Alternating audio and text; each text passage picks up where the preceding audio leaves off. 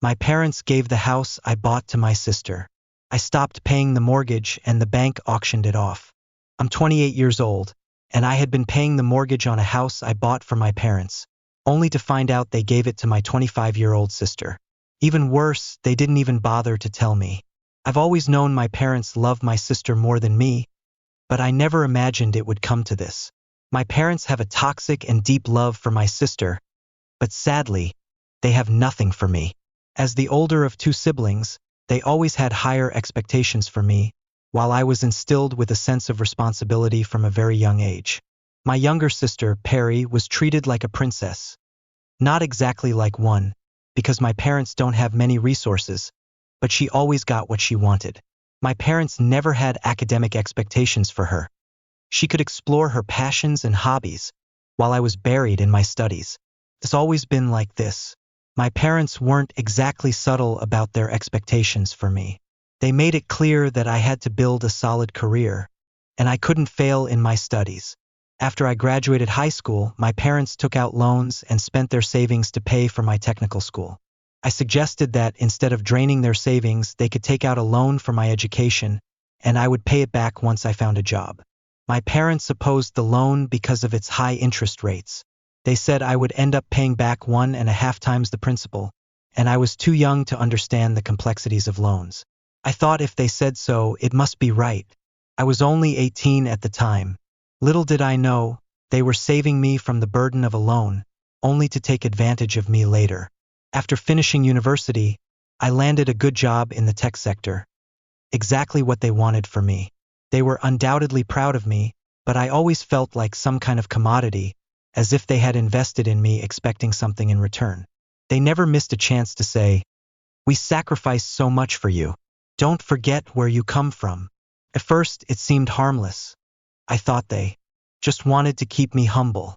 But over time, I realized it was emotional manipulation.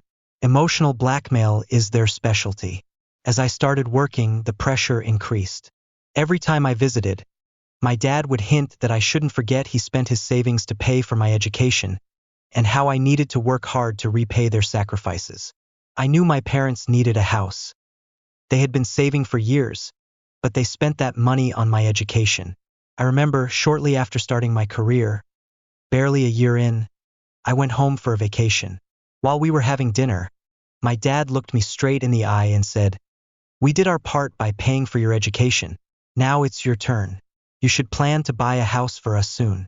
We can't live renting forever, right?" I felt a lump in my stomach when he said that. I knew they expected me to buy them a house, but not so soon. I hadn't even been working a year yet. I still shared an apartment with 2 roommates because I couldn't afford one on my own, and my parents were already asking me to buy them a house. What the hell? I protested. "Dad, I just started my job. I can't even afford rent for my own apartment.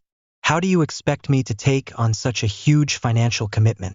He said he wasn't asking for it immediately, but that he was planting the idea in my head so I could plan and work hard to make it happen. My mom chimed in with a deceptively sweet voice. "We paid for your university. Without us, you wouldn't be where you are now.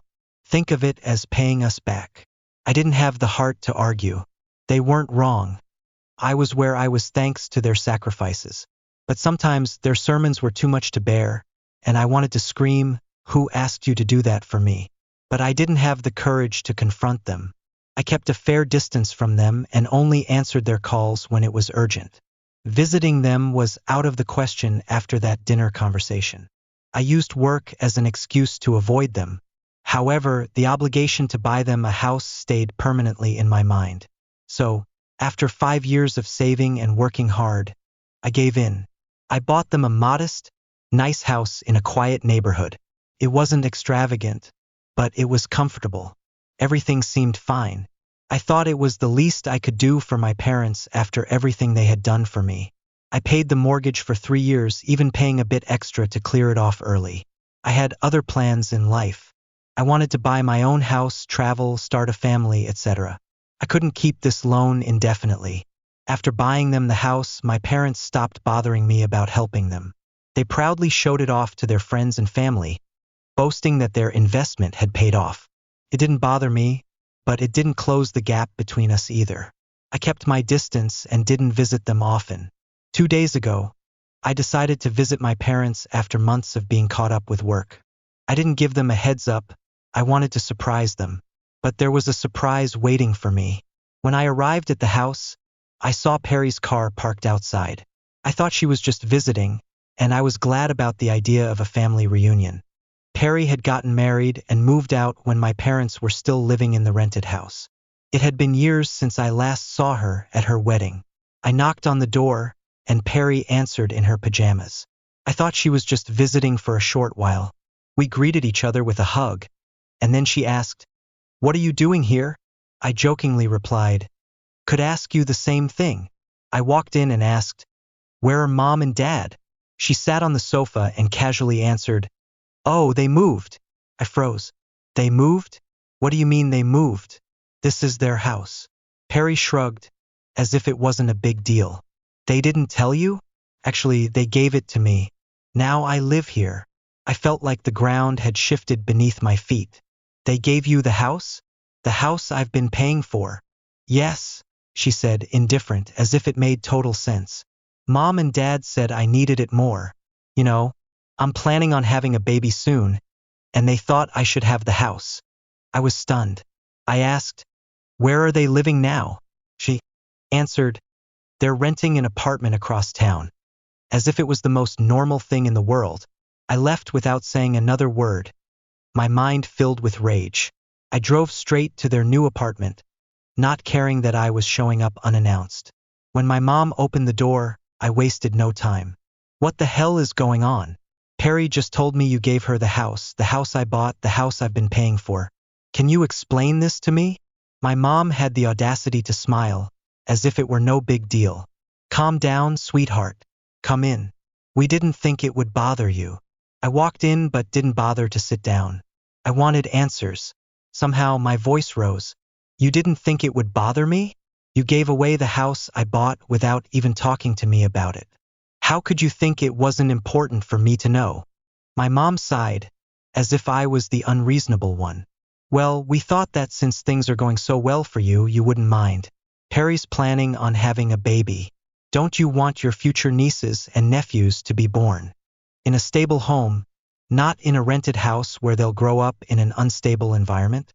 Now that they have the house, they won't need to worry about rent and can focus on other things, like the well-being of their child." I snapped, "I don't care where my nephews and nieces are born and raised.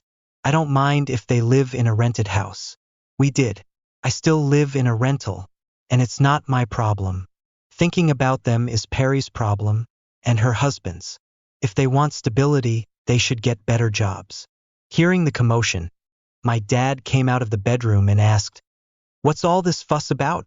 "She needs financial security. We had to give her the house. She didn't have the same opportunities you did. We didn't pay for her college, so she deserves the house." I couldn't believe what I was hearing. That's what parents can say, and no one challenges them. I replied, "You didn't pay for her college because she never even went to college. She dropped out of high school. Remember?" They refused to understand the gravity of what they did. They kept saying, "You're successful, you can buy another house." "Sure, I will, but it will be for me, not for you." I didn't even know how to respond. It felt like the world was crashing down on me. I couldn't understand their logic. I simply left their apartment, furious, checked into a hotel, and I've been here ever since. I honestly don't know what to do. I can't keep paying the mortgage now that I know the truth, but figuring out how to handle the situation is a real challenge. I know my parents can't pay the mortgage, and there's no doubt my sister couldn't either. This drama happened on Friday, and today is Sunday. I have my flight back on Tuesday. At first, I thought about booking a flight right away and leaving, but when I calmed down, I realized I had other things to do here. I wanted to check how much was left on the loan since I had been paying more than usual. I thought I'd paid ahead. Before my visit, I asked my dad about the mortgage balance. He said he needed to check with the bank manager. I texted him to take me to the bank tomorrow so I could get more details on the remaining balance. Update 1. There's more to this story, and I'm literally shaking as I write this. We just got back from the bank, and what I discovered left me in shock. The extra money I had been paying towards the mortgage never actually went to the bank. My dad had only been paying the actual mortgage amount and used the extra money for his own expenses, specifically to pay for the rent on his apartment. I had been living so frugally, below my means, saving just a little more and paying off the mortgage early. When the bank manager showed me the monthly deposits, I told him there must be some mistake, because we were paying nearly 1.33 times the mortgage amount. I even opened my transaction history to show how much money I had been sending to my dad every month. Then my dad intervened and said, "The manager's data is correct. We're only paying what's due on the mortgage." At first, I thought my dad was confused, that he didn't understand the situation, but then he grabbed my arm and said, "The records are correct. Let's talk about this later." I felt another blow. I was dizzy, anticipating another betrayal. I just sat there stunned while the manager finished the meeting, giving us details about the remaining mortgage balance and other options to consolidate loans, etc. I stayed silent. As soon as the manager left us alone, my dad took me aside and asked, "Why are we talking about the extra money you sent for the mortgage?" I answered, furious, "Of course, I sent it for the mortgage. What else would I send extra money for? I told you that money was for the mortgage." What he said next left me speechless. "I thought you were sending it for our expenses. I used it to pay our rent." I just stared at him, then sat down, burying my head in my hands. What do I do with my parents now? My dad sat next to me and asked me not to cause a scene, saying it wasn't a big deal. I exploded. "It's not a big deal? You made me buy you a house and then gave it to Perry without even telling me. On top of that, you used the extra mortgage money to pay your rent. Let me tell you something. My dad is not a man who stays quiet and lets his son confront him, especially not in a public place." He replied angrily, "Don't you dare raise your voice at me. You didn't do me a favor by buying us that house. I spent all my savings paying for your college. I don't need to explain to you what I do with that house. You sent the money and I paid the mortgage on time. What's the problem? If I used the extra to cover our rent, it's not like we were asking for more." I was furious with his words. The extra money was meant to pay off the mortgage early, not to finance his new apartment. I stormed out of the bank, still fuming. As I walked down the street, I could hear my dad shouting my name, but I didn't look back. I just kept walking until I reached the subway station. My mom called me 4 or 5 times and sent me a text asking me to come home so we could sit down and discuss the matter. I didn't respond. I didn't want to discuss anything. I had made my decision and I was going to do what I believed was right. No more of their toxicity. Update 2. Sorry for the spelling and grammar mistakes in my last update. I was shaking with rage, and then I had to edit it to make it readable.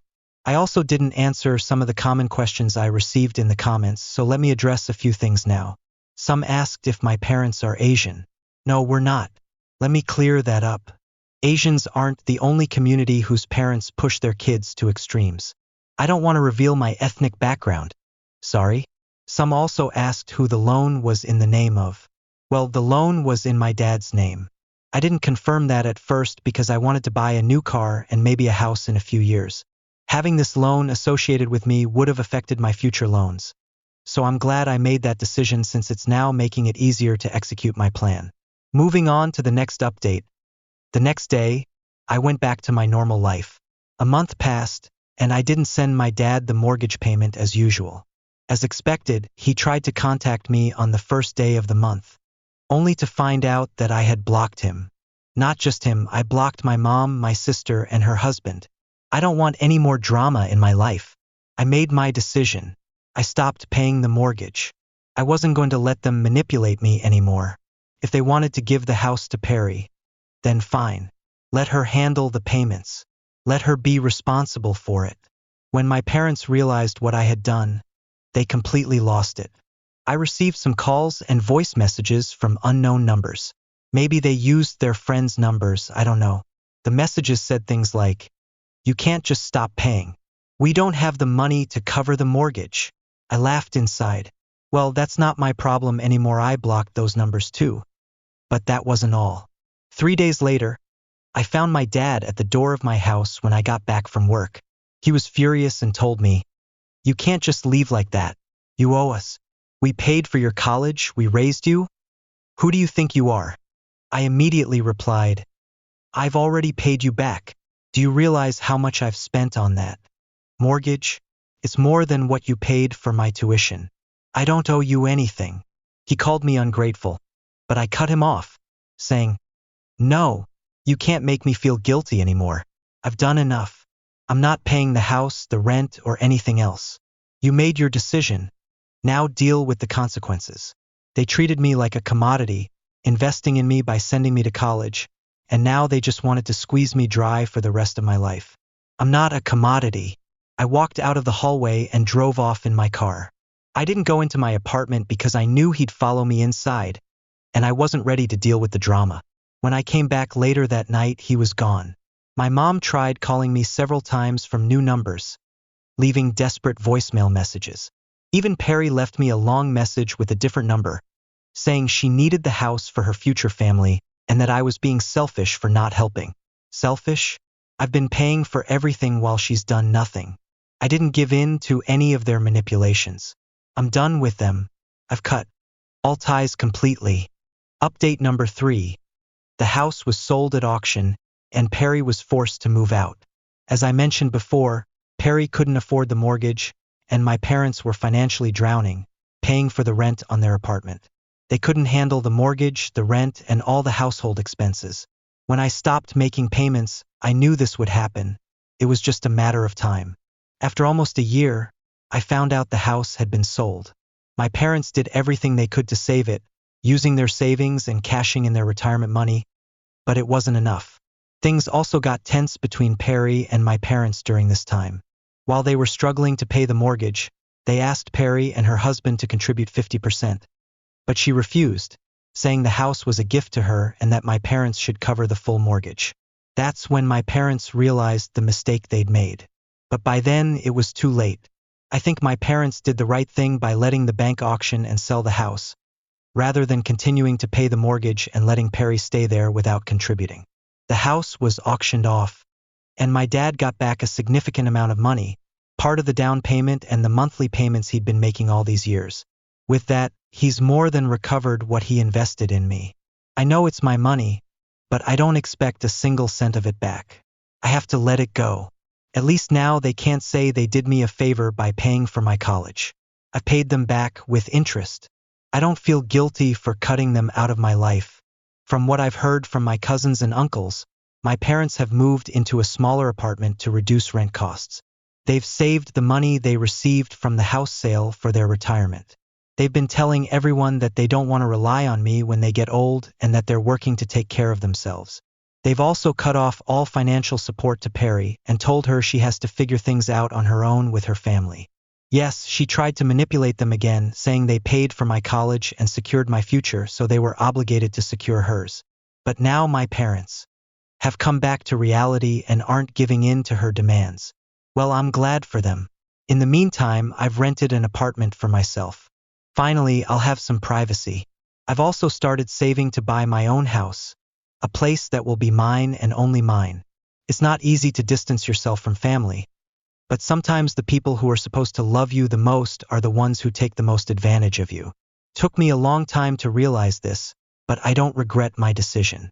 Family or not, I deserve better than being treated like a walking bank account. Update number 4. I've noticed that a lot of people still have questions, so I'll clarify a few points before going into what has happened recently. One of the most common questions has been how much my parents spent on my education and how much I've spent on the mortgage for the house that was supposedly for them. Well, even though I don't have the exact figures, I can tell you that my education cost around $40,000. As for the mortgage, including the extra payments I made to pay it off early, but which my parents used to pay for their apartment rent, I've paid about $52,000. As you can see, I've more than paid them back. I no longer feel that I owe them anything. Some people have also asked about Perry. I want to clarify that she didn't end up on the street, as some suggested. She and her husband are living in her in-laws' house. So no, I'm not that bad brother who left his poor sister homeless. Also, the house was never meant for her. It was for my parents. Perry and her husband could have taken over the mortgage payments, but as always, they didn't want to make the effort. The house was in my parents' name, and they were the ones who decided to give it to Perry. So they were free to pay the rest. There was nothing I could do, and certainly nothing I would have wanted to do for them. Now, for the real update, my dad came back. Looks like he has enough money for a plane ticket to visit me. Well, let me correct myself, to demand something from me, not to visit. He came to ask for more money. This time, he wants me to buy them another house after everything that happened with the first one, the one they gave to their favorite daughter. Now, they expect me to buy them another one. He told me they deserve a house because they've made so many sacrifices for us, their children. It always comes back to the university, reminding me of the great sacrifice they made to pay for my education, which of course, never fails to come up in any conversation with my parents. And, of course, he mentioned that they gave a house to their daughter, as if that wasn't the height of irony, considering the house was originally for them, not for her. According to him, they've already done their job as parents, so now they deserve their own house. I made it very clear that in no way will I buy another house for them. The money I've been saving is for a down payment on my own house, not to solve their problems. Once again, I told them that their opportunity to have a house was wasted when they decided to give it to Perry. They should go ask her to buy them one now. I'd love to see what kind of response they'd get from her. My dad stayed in the city for a few more days and asked me to think about it and that we could talk again. However, I had a work trip those days, so I didn't talk to him again. Or rather, he couldn't talk to me because I blocked his numbers. He hasn't been able to reach me. When I returned to my apartment after the trip, he was gone, and I haven't heard from him since. As for me, I'm about to reach my savings goal for a down payment on a house. I'm very close, and if everything goes well, the next time I write here, I hope to share the news that I'll finally be a homeowner of a modest place I can call home. Update number 5. Here I am to tell you that I've been able to buy my own house. I still have work to do, like buying furniture and other things, but I finally have a roof over my head that I can call mine. I read all your comments and advice, and as many of you suggested, I haven't told anyone, not even posted it on social media. I've only told a small group of friends who have no connection to my parents or family. They are friends I've made here in this city, so there's no way this news can reach my parents. I don't want to risk them doing what I've read in other posts, like asking me for the house to give it to my pregnant sister or something like that. So, I'm being extremely careful with this information. I don't want to end up in a mama bear situation where they ask for the house for the sake of the family. I joke, saying I'd even like to have an electric fence around the house to keep the entitled parents away. But honestly, I've learned from Reddit that the best thing is to keep this information secret, at least until I can set solid boundaries. Now, instead of advice on how to deal with parents like this, I'm here asking for advice on something more enjoyable: decorating my new home. If there's one thing I'm not good at, it's decorating. When I lived with roommates, there was always someone else in charge of that, and when I moved into a rented place, it was already furnished, so I never had to worry too much. But now that I have this empty space, a blank canvas, I feel a bit intimidated. I don't want to ruin it and turn it into a place with no personality or bad taste.